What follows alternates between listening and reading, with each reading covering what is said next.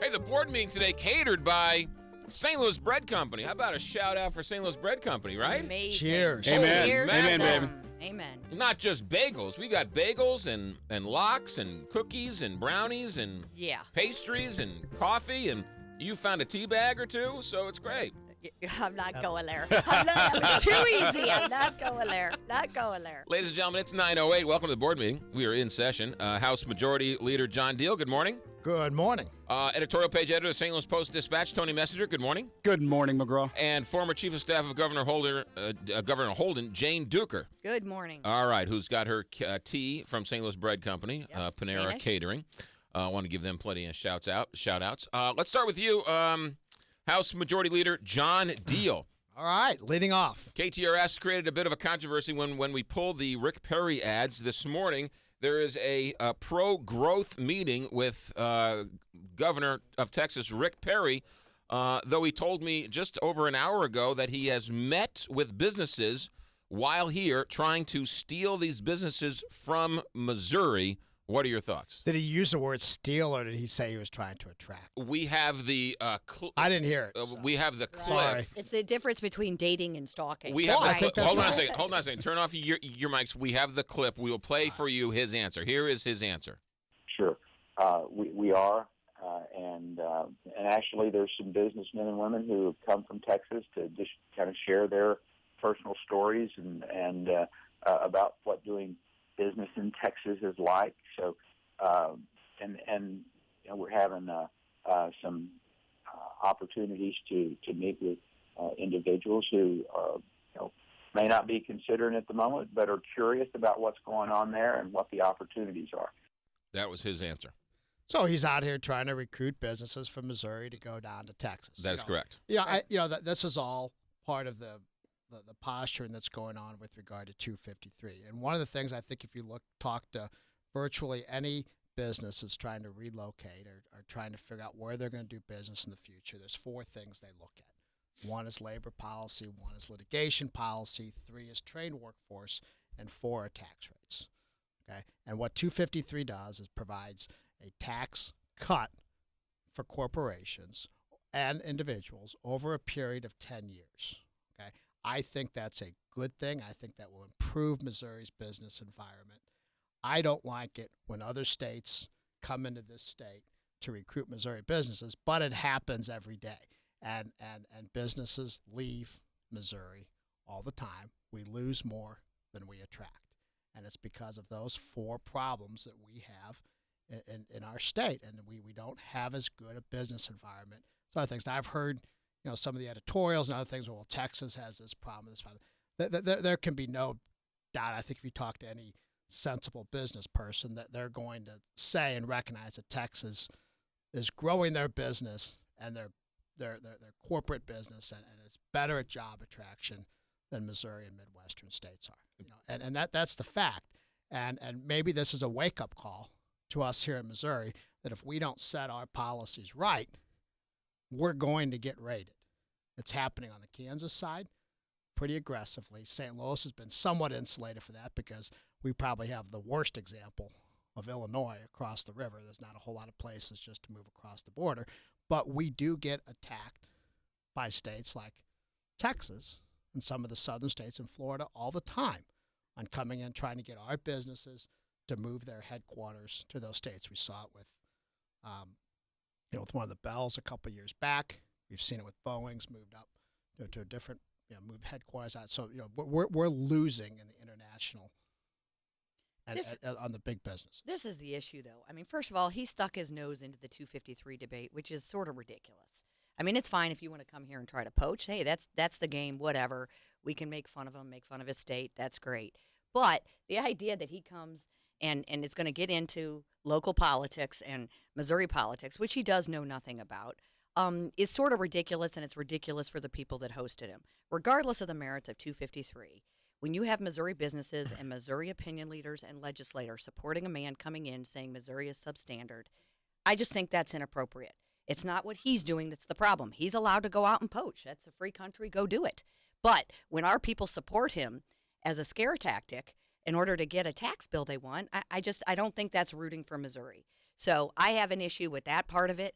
I also have a nice advertisement for a business that Governor Perry can steal. He can take Vandelay Industries. I'm sure they'd be very happy in Texas. Where, for those of you watching on television, you can see Jane show her shirt. It's Vandelay Industries, and underneath it says... Importer, exporter of fine latex goods. And you want to be my latex salesman. There you go. And I think they would be very happy in Texas, where the teen pregnancy rate is very high. All right. Jane, you hinted at the problem, but let me just be explicit. The problem here is not Rick Perry. It's the Missouri Chamber of Commerce. When the Missouri Chamber of Commerce, which is supposed to exist to support Missouri businesses, is involved in recruiting this job poacher to come here and paying him to speak or doing whatever they are to be involved as a strategy to pass what's really a bad bill anyway, and many local chambers are realizing that it's a really bad bill and they're going against the chamber. When the Missouri Chamber of Commerce and Missouri Republicans in charge of the legislature get involved in recruiting a guy who's rooting against Missouri, who's rooting for Missouri to fail, that's really, really bad politics. And that's why Governor Nixon, for one of the first times in his tenure as governor, has been really strong on this in terms of fighting back, because you don't root against Missouri. And they're bashing and the that's governor. That's what looks so He's bad. bashing on the this. governor when they need to get their own Republicans in line. Listen, I've heard some of what Rick Perry said. What I heard him say was that he wants Missouri to succeed. And one of That's the not what he things said in his radio ad. And that's what he said today. He said, Texas is better and Missouri I don't- can't even I compete. don't think that is what he said. That's Well, Missouri exactly what he can't- said. He Missouri said can't Missouri compete. sucks, come to Texas. Missouri right now does not compete with Texas on tax rate, labor policy. No, we compete with them on litigation property reforms. taxes, sale taxes. No, Our we kids don't. graduating Yes, we from do. college. We compete with them on overall tax. Our taxes do. are lower. Tony, They are our taxes absolutely are not lower. lower. They are absolutely They are lower. It's a absolutely fact. not lower. It is a fact. No, you just it wanna is move not them- a fact. Tax Foundation, which is a conservative group, does a look at all taxes, and it breaks them down individually and it looks at them collectively. And Tax Freedom Day in Missouri is before Tax Freedom Day in Texas. Texans are paying more taxes Overall per burden. capita, per income, per every category except for income tax Exactly. than Missouri. And when you And consider what all of attracts- them, and what attracts businesses and income earners to relocate and put to a state. to It's some the degree, it's income tax. But when you Exactly. actually look, That's the point. their corporate taxes are higher in If you Texas. cut- They're if you significantly cut- higher. If you cut income taxes, more income producers locate. When you have more income producers locate, you have more jobs, you have more revenue flowing through the economy. Crappy jobs. And you pay. They're not necessarily. John, I understand that's your art law. That's That's your art laugh for theology, but it hasn't It's been not a proven true. theology. It's Well, a it certainly theology, has and it been hasn't been. proven No, it hasn't been proven Low true. taxes generate more tax. You're also basing your business relocation philosophy on facts that aren't true. If you look at the St. Louis business community, the chamber or one of the business groups did a study on what causes businesses to move. Number one is workforce. I agree. Not labor, not taxes. Workforce. They need employees. That's what I said. No, you said labor policy. You're talking right No, to I work. said You're workforce. wrong. Play back my clip. It's I about said workforce. Go to the DVR. It's about the availability Play back my clip. of workers. Education matters. Tax policy, right to work, that stuff is way down the list. Right. Listen, I have talked to numerous site selectors. Okay, St. Louis and Missouri are stricken for the list on any type of manufacturing, okay, type of jobs because of tax rates, labor policy, and litigation. So the car manufacturing companies, they they're- don't count? They're taken off the list. That's an existing business that's here. If you are looking at people looking to relocate or build new facilities here, not expanding of addition, with those other considerations that go into that. But you leave Say- one big. Ask any site selector. Ask any of them. All right, I want to ask this question. Jane touched on it, and John, this is directed at you because this Fire is away. your party, and that is this: Jay Nixon vetoed the bill, Correct. so he's out of it. It now comes down to the Is veto he? proof. Well, I mean, he declared. He can't. I mean, he did what he did. Now the House and the majority have a veto-proof majority of Republicans. And vote counters are saying that some Republicans are going to be voting with Jay Nixon and voting to sustain the veto to keep. So they're leaving their Republican Party roots to vote in favor of Jay Nixon. Well, first of all, the vote's 2 weeks away. Right. Okay? I've been involved in engineering 2 veto overrides. Okay. 2 weeks is a lifetime. Okay. Okay. Number two, you've had this governor go around essentially being a legislative terrorist, okay, with different groups around the state. Okay. Today, I had a friend just before this showed me an email where he's going to a group of parents that their constituencies are primarily blind children. Okay, saying that all your money is going to be cut. I saw the press release. Okay, your money is going to be cut. There's going to be $800 million. There's going to be a $1.2 billion hole last week.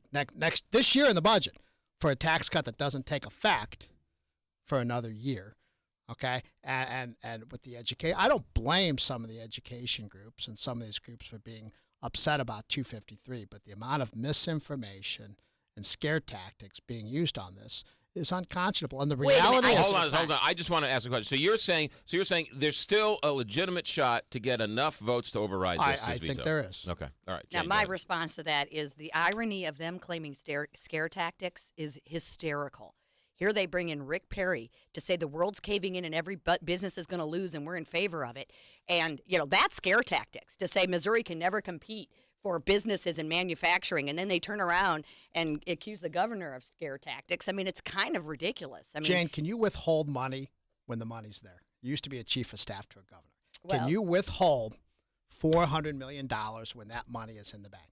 all I can say is my understanding is the auditor has sued about that, and the courts are going to resolve it. Now, when I was there and we withheld, we did have a revenue shortfall. Right. But regardless of that, the governor does have to prepare if that kind of money is coming out of the budget. So how can the governor withhold or threaten to withhold money this year for blind children? Because the problem is kids? We have such bad policies in Missouri that we don't have an appropriate rainy day fund. We don't allow ourselves to save any money to allow the governor to properly prepare for revenues so that he can pay the bills at the end of the year. But legally, he cannot withhold money. And I'm assuming if that's the case, the courts will say so. All right, Tony Messenger, last comment on this. You know what's brilliant about this? This is where Jay Nixon has really taken the Republican legislature to school. Here's a governor, a Democratic governor, who's being the conservative on spending. He's the one who's holding back the money to make sure that we don't break our budget bank. And Republicans are asking him to spend while placing ads on TV saying he's spending too much. Nixon has won this. I appreciate John's sunny outlook on the vote, on the override vote. They've already lost. They know they've lost. That's Tony Messenger, John Diehl, House Majority Leader, Jane Dueker, former Chief of Staff. It's the board meeting on the Big 550 KTRS, and you can watch us at STLTODAY.com. 9:25 here on the Big 550 KTRS. We'll come back to Rick Perry maybe a little later on, but believe it or not, there is other news going on here in the region. Welcome back to the board meeting. We've got Jane Dueker, former Chief of Staff of Governor Holden, House Majority Leader John Diehl. John, you're always welcome on my show. Hey, thank you very much. You got it. And editorial page editor of the St. Louis Post-Dispatch, Tony Messenger. This weekend, another resignation from the police board. I think when they have a meeting, nobody shows up to the police board meetings. That police board and the crime lab story is getting weirder and weirder. Tony Messenger, what are your thoughts? Well, it's going in multiple angles right now. You've got an FBI investigation into the crime lab. They've subpoenaed a lot of documents from the county, from the administration of County Executive Charlie Diehl.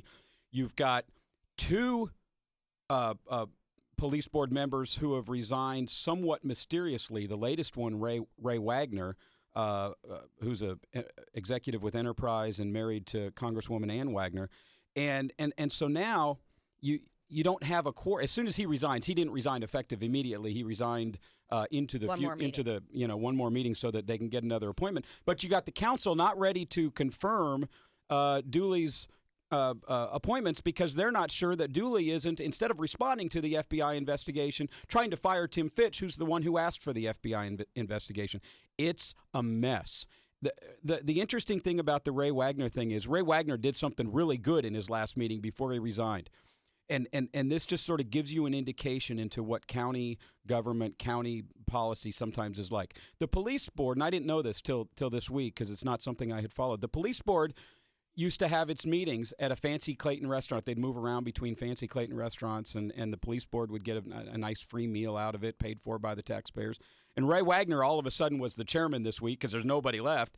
And he says this is ridiculous. And to fit into your client here who gave us all this food, they decided to go to St. Louis Bread Company in Clayton instead.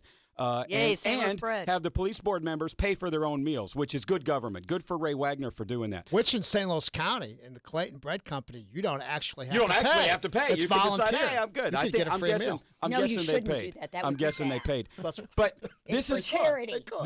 This is a mess. The editorial page called for Charlie Diehl to clean house because he's either getting really, really bad advice or he's got some staff members who are really, really corrupt. But no matter what, once the FBI is investigating, he's got problems there, and he's got to do something about it. And trying to replace the police board is the least of his problems. He's got to worry about his own staff. Jane Well, Dueker? and the big problem I have is that, I mean, everything is starting to unravel. And once you start putting the focus on, now we're seeing things, the underbelly, that has been, pretty frightening in the county. And I think I applaud the county council, and it was bipartisan to hold these nominations. We're not going to double down on this problem, okay? We're going to step back and figure out what we're really dealing with.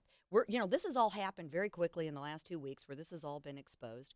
And, grafting and contracting and whether they're doing secret deals to get rid of the chief. And they actually ousted the last chief. And Chief Fitch sort of saw how that worked out and said, I'm not going to be the next one. And he put on his blog the night before, hey, they want to talk to me about, they're coming after me for my expenses now. And then the next day, Ray Wagner talks about he's not going to buy lunch anymore. I mean, Chief Fitch kind of sees what's coming. And so I applaud the county council for saying, you know what, we are not going to increase this problem. We have a severe problem in the police department. Ironically, on the day that St. Louis City gets local control of its police department, and we've completely lost control of the police department in St. Louis County. And so I think that, everyone needs to stop and take a look about how bad this is. If this is just the surface, and when the FBI comes in, it usually is just the beginning of something very big and very horrible, that we're going to have some significant issues in the county that need to be taken care of. House Majority John Diehl, would you like to chime in? Well, when I hear Tony and Jane piling on a Democrat, it almost doesn't seem like a fair fight. When I get We've set it up thrown in, for you. It's like, gosh, how can I expound You're on going to that? defend them? Please tell me. No. I'm begging ya. It's like, no, Lucy, I'm not Well, gonna let do me that. ask you this question. It's what it is. By duly nominating Dave Spence, does that what do we take from that? Again, it shows. That was a question to I'm House sorry. Majority Leader. Well, I John thought Diehl. you were Democrat, sorry. I really don't know. I don't.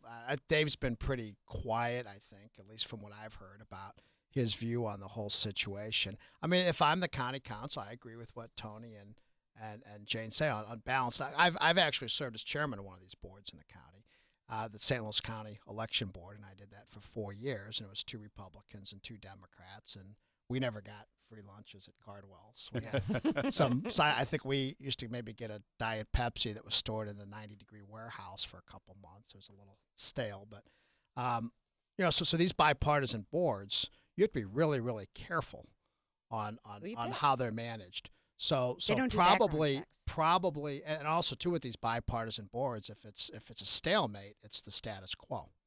Okay, so not only you have to need 3 people out of 4 to hire somebody, you need 3 out of 4 to fire somebody too.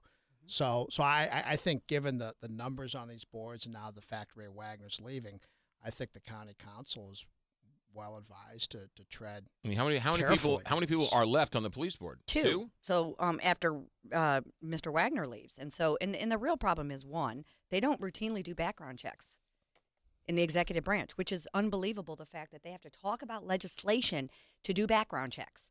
I mean, not regarding these 2, but given what has gone on, I think if people want to restore faith in government, you do that.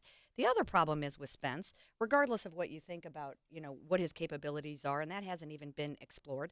But it was so obvious that his first, thing he wanted to do as governor was do right to work. So, I mean, it was just a clear slam on labor. And so I mean, by hiring him. By appointing him. Yeah. And so, again, which makes people believe, okay, we're not looking at fixing it. We're looking at using it as retribution again.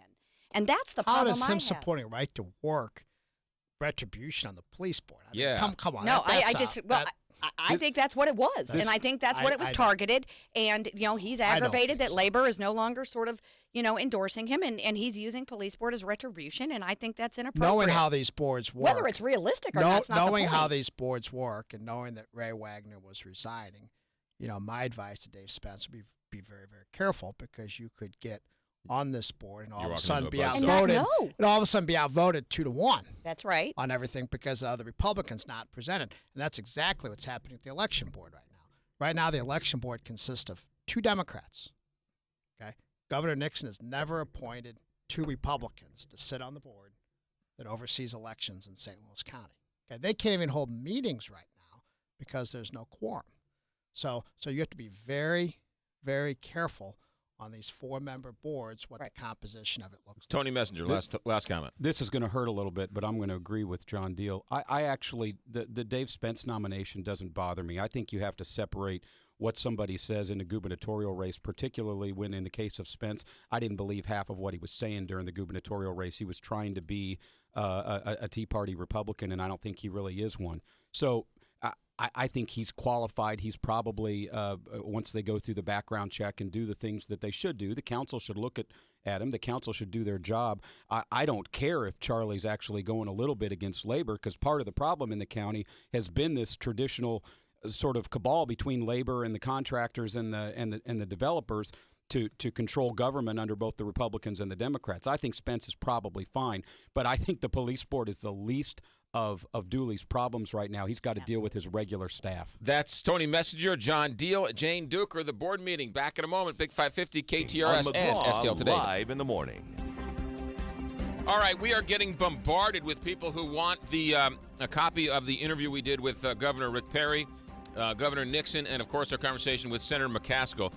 If you follow me on Twitter, at McGraw Milhaven, or follow us on Facebook, we will post those at the end of the show. But right now, you can go to STLToday.com/McGraw, and there's a DVR feature. You can rewind it and watch all of those shows right now. Just go to STLToday.com/McGraw, and it's all right there for you. Thanks to St. Louis Bread Company and Panera Catering for the absolute spread they brought us this morning. I'm not leaving. Holy mackerel, it's fantastic. So 1,000 thanks for them for going the extra mile.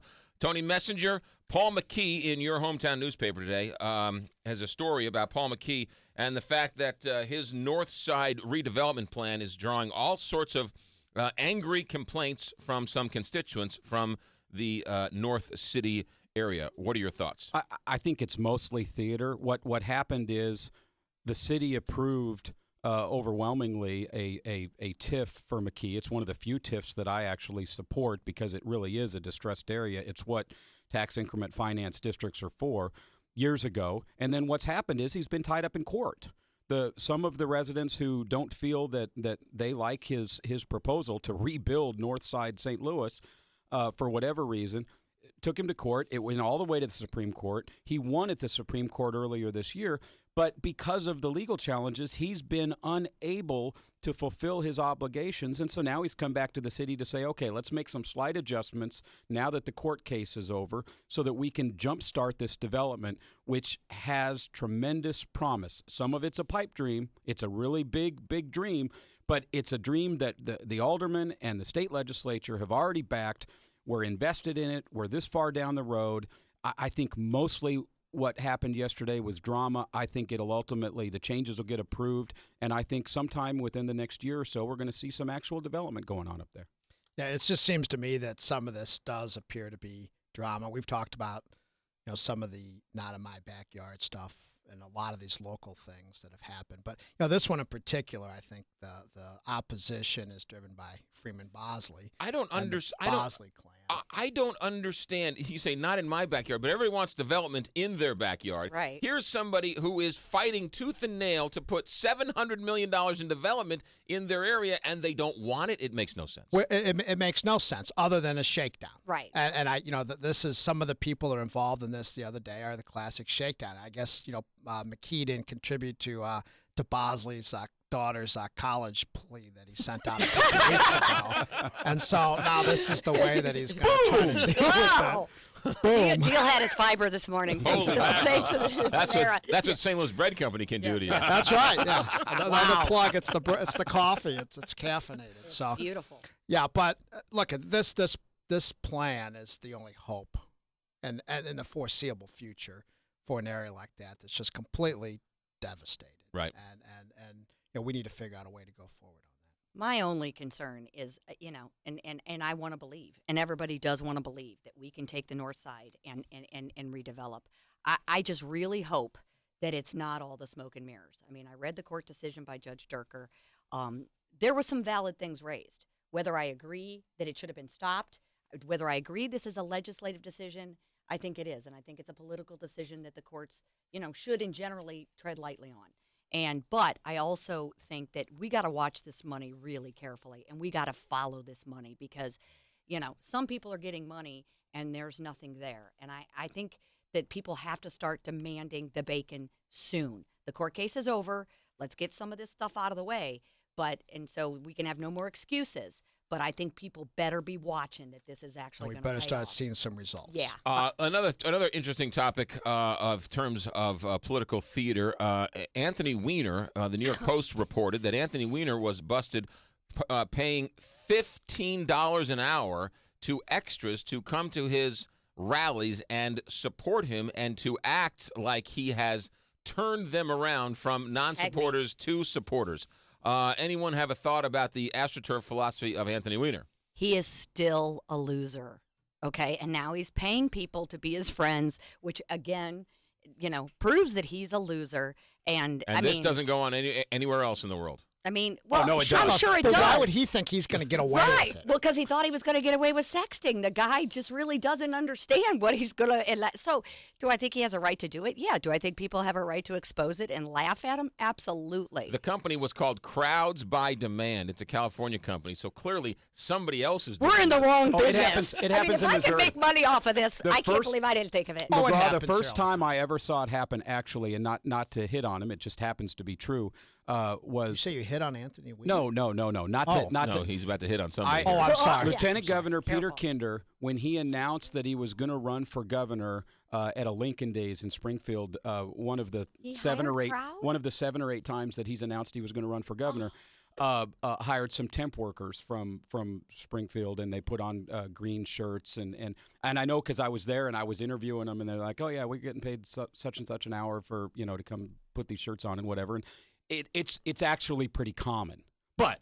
That being said, it's still really silly when you're Anthony Weiner. You're getting 8% in the polls that you used to be leading against 5 other guys who nobody outside of New York has ever heard of, and you're going to get destroyed.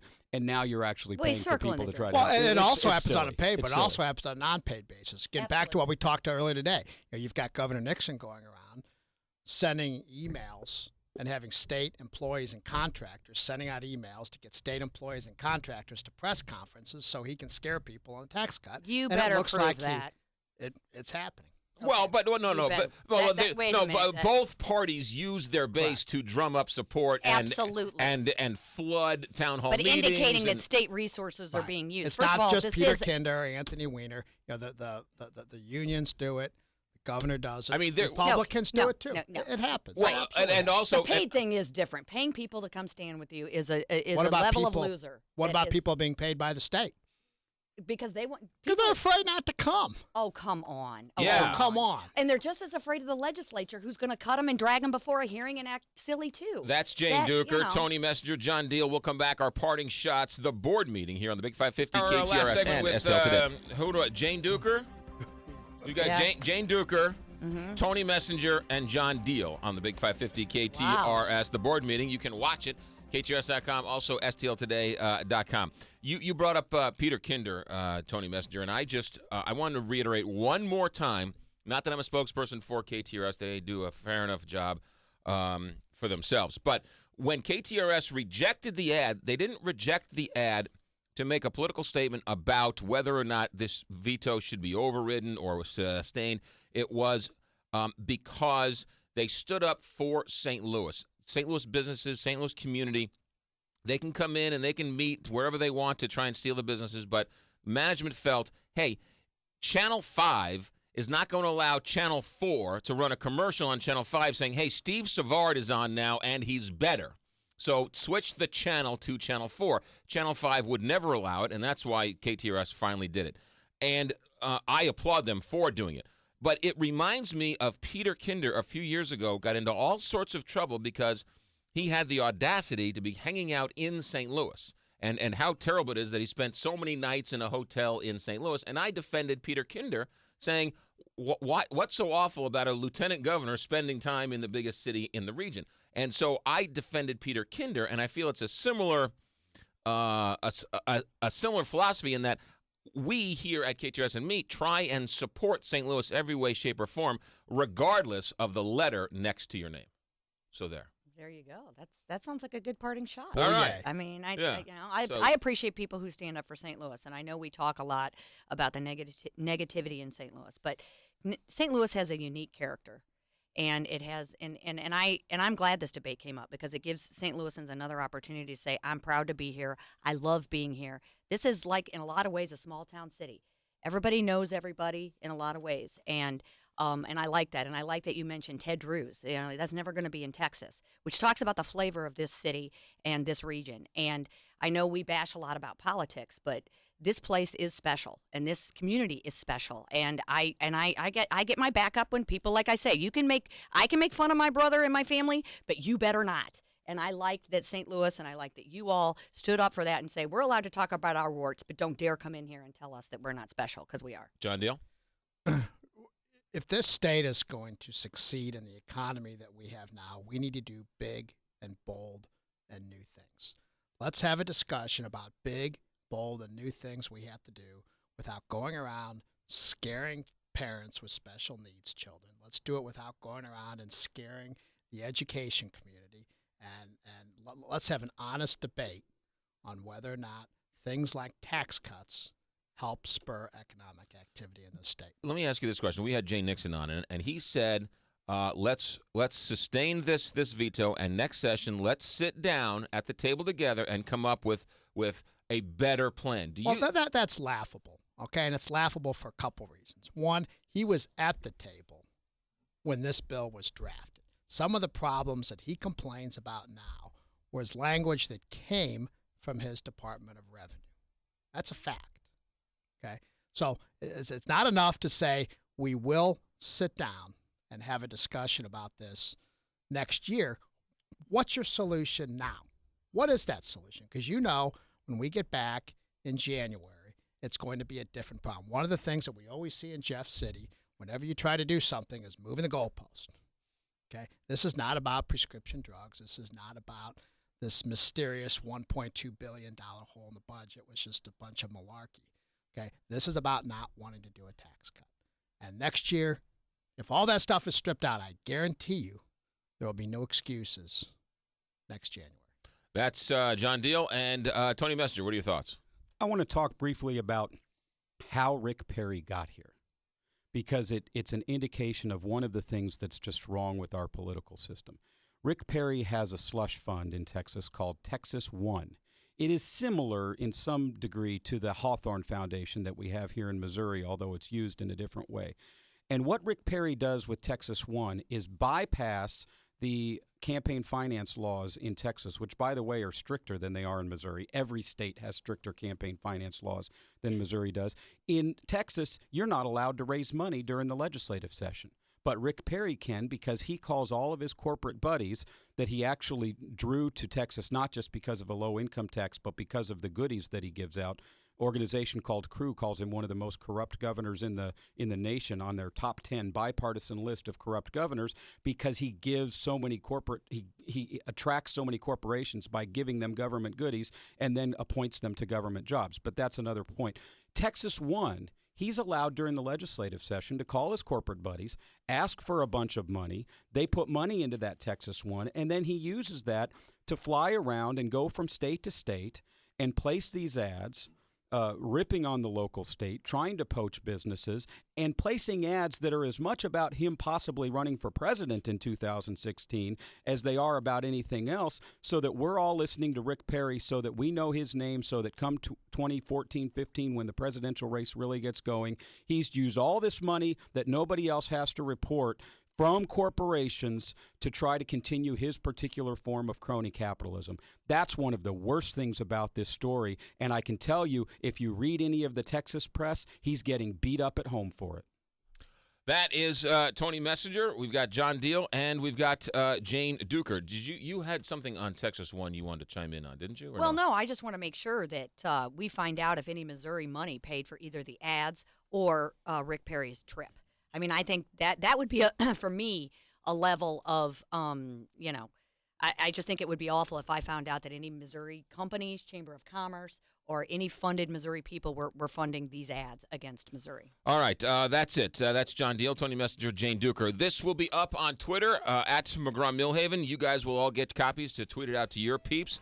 And don't forget, you can watch the entire show or snippets of this last hour, as well as the interview with Governor Rick Perry, Governor Nixon, and Senator McCaskill. You can go to STLToday.com/McGraw. There's a little DVR button. You can rewind it, and you can watch it and send it out and rewatch it, and then yell at us. You can follow us on Twitter at McGraw Milhaven. You can yell at us on Facebook.